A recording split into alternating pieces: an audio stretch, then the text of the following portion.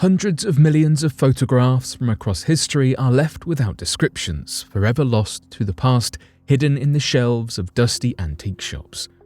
Even though many of these stories have been lost to time though, it does not mean that they still can't be found. As the popular saying goes, a picture is worth 1,000 words. So today, here at Unexplained Mysteries, we'll be taking a look into the past with 3 historical photographs.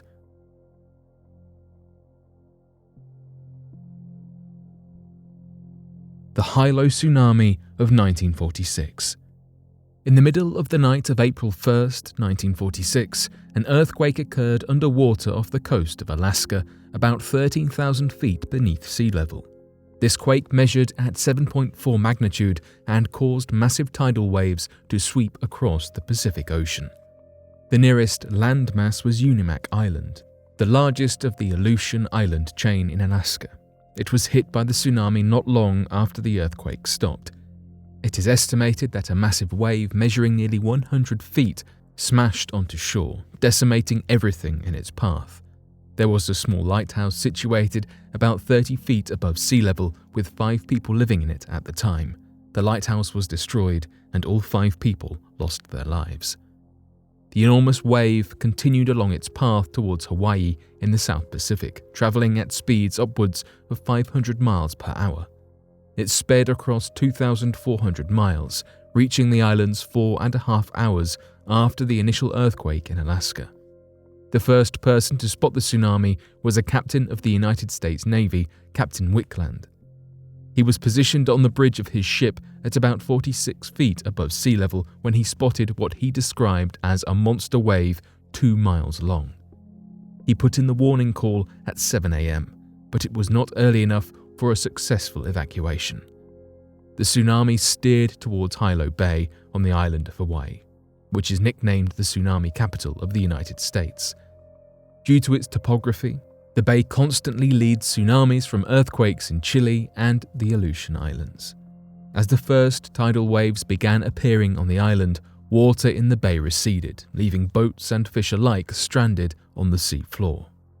This drawback is a natural warning that a tsunami is approaching, but can only give you a few minutes head start at best before the tsunami hits. In Hilo Bay, the tidal wave reached 32 feet high when it struck and completely decimated about a third of the city. It even managed to pick up the bridge crossing at the Wailuku River and push it back 300 feet. The tsunami reached 60 feet on the other island areas, such as in Laupahoehoe, where a schoolhouse was destroyed and 25 students and a teacher were lost. In Hilo alone, the tsunami wiped out 96 people. The wave even traveled as far as Chile, about 18 hours after the initial earthquake, although it only materialized as abnormally large waves and caused no casualties. Due to the severity of the tsunami and the destruction it brought, the US government decided to establish an early warning system in the event of future earthquakes. The Seismic Sea Wave Warning System, now known as the Pacific Tsunami Warning System, was set up 2 years after the Hilo Bay devastation. This system uses underwater buoys located throughout the Pacific Ocean to monitor earthquakes and potential killer wave activity. It was first utilized in 1952 and successfully evacuated residents, although fortunately the tsunami never occurred. Some people might have initially believed or wanted to believe that the Hilo Bay tsunami was an April Fool's joke. Still, this massive tsunami ended up being one of the worst to hit the Hawaiian coast. The photographs taken by the residents and survivors show just how terrifying it must have been to live through. The spontaneous combustion of Mary Reeser. Now and then someone dies under highly odd circumstances, baffling the officers and doctors assigned to the case. There have always been reports of aliens, ghosts, and mysterious beasts in the woods, but few compared to the incredulous stories of spontaneous human combustion. On July 2, 1951, 67-year-old Mary Hardy Reeser was found deceased in her apartment in St. Petersburg, Florida at around 8 a.m. Her landlady arrived to deliver a telegram but was concerned when no one answered the door. When she tried the doorknob, she noticed that it felt uncomfortably warm, as if there were a fire. She immediately notified the police to come and conduct a wellness check. Surprisingly, the police found her remains, mostly ashes, alongside the remains of the chair she had been sitting on. Her left foot, still wearing a house slipper, backbone, and skull were the only parts of her remaining. Although her skull had survived among the ashes, authorities noticed and remarked that it had considerably shrunk in their official observations. Officials also noticed that the shrinkage was natural and not just an illusion from removing facial features. At the time, skulls had not been known to shrink in other cases of spontaneous human combustion, although now are typically included in new anecdotal reports. The officials conducting the autopsy and investigation were utterly stumped as to what the cause of her departure from life could be, so the St. Petersburg police chief sent the box of evidence to the FBI director J. Edgar Hoover on July 7th to seek advice. In the evidence box, he included her ashes, glass fragments, a piece of the carpet, the slipper, and 6 small unidentified objects believed to be Reese's teeth. He also attached a note asking for any information to explain how her body could turn into ash without disturbing any other part of the room or building structure. There was no damage to nearby furniture, nor scorching or smoke on the walls. The only other signs of a fire were seen in small plastic household items situated near her chair that had softened and lost their form. The running theory for Reese's departure from life was that she fell asleep while smoking a cigarette, which fell onto her lap and ignited her clothing. The FBI explained that she lost her life due to the wick effect, where a person's clothing soaks up their melted body fat and serves as a candle wick. It gives a continuous fuel supply and allows for more significant destruction.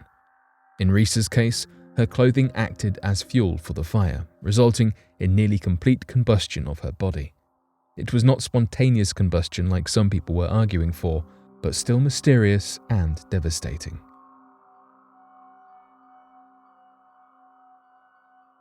The exorcism of Anneliese Michel. Anneliese Michel was only 23 years old when she departed from life in her home in West Germany from malnutrition and dehydration at the hands of her parents and local priests. She was not the victim of standard child abuse, though. Instead, Anneliese's family was known as being very religious, which influenced her supposed demonic possession. She ended up losing her life from consistent attempts at exorcisms. Exorcisms by the Catholic Church were relatively rare by the 1960s, but were revived in the 1970s thanks to popular culture, movies and films, which resulted in thousands of reported demonic possessions. This influenced Anneliese's parents to seek help from the church in 1975 due to her deteriorating condition.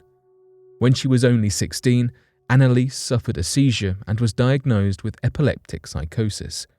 She was also diagnosed with depression and sought out psychiatric treatment for many years, which unfortunately was not very effective despite the constant medication. Anneliese was a practicing Roman Catholic and went to Mass at least twice a week. After nearly 5 years of treatment and a worsening condition, she and her family decided to appeal to the church for help. She became intolerant to religious objects. She could not walk past a crucifix nor drink holy water. Due to her psychosis, she also began to have hallucinations and hear voices, which they believed was because she was possessed by a demon and needed an exorcism. The Catholic Church at first rejected the proposition. However, 2 priests eventually received permission from their local bishop to conduct the exorcism in 1975 because a priest concluded that she did not look to be epileptic. He did not believe that she was having seizures and urged the bishop to allow the exorcism in total secrecy. In the year before her fate, Anneliese underwent 67 different Catholic exorcisms under her parents and the 2 priests. Once the priests began the exorcism rites, they requested that her parents cease all of her psychiatric treatments and medications, instead relying solely on the church rites. Anneliese underwent 1 to 2 exorcisms per week, sometimes lasting upwards of 4 hours over 10 months. She stopped eating food during this time, ultimately resulting in her passing away on July 1st, 1976, from malnutrition and dehydration. She weighed only 30 kilograms at the time, could not move without aid, suffered from pneumonia, and had broken knees from constantly kneeling on the ground during the exorcisms and prayers. Her parents and the 2 Roman Catholic priests were all found guilty of negligent homicide, where they allowed her to pass away from lack of care.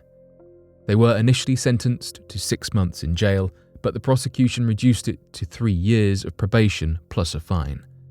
The Catholic Church faced a lot of media scrutiny during the trial for approving such old-fashioned rites and eventually dissuaded other members from practicing them. Annalise's life story is the inspiration to many films, such as the 2005 film The Exorcism of Emily Rose, the 2011 film Annalise, The Exorcist Tapes, and the award-winning 2006 film Requiem. But what do you make of these 3 mysterious and devastating acts? Be sure to let us know your thoughts in the comment section below and help us by growing this community while working to solve these unexplained mysteries. Thank you for watching, and don't forget to subscribe for more videos.